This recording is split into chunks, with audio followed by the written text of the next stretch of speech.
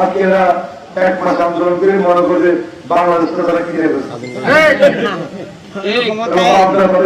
আপনাদের সম্পত্তি এই দুটার মধ্যে শুধু 450 টাকা কর্মী শহীদ হয়েছে 1 মাসে। আমাদের একটি দলের 450 টাকা কর্মী শহীদ হয়েছে, আর কারো হয়েছে না। আমরা আধার জেলে গেছিলাম।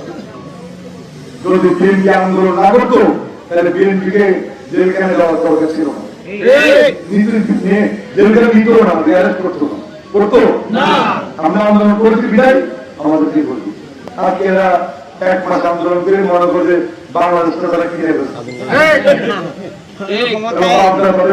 আপনাদের সম্পত্তি যদি প্রয়োজন হয় তাহলে কোনো নির্দেশনা দেন, যে কোনো আন্দোলন সংগ্রামে দলের স্বার্থে দেশের রক্ষার জন্য আমরা ঐক্যবদ্ধ হয়ে কাজ করব।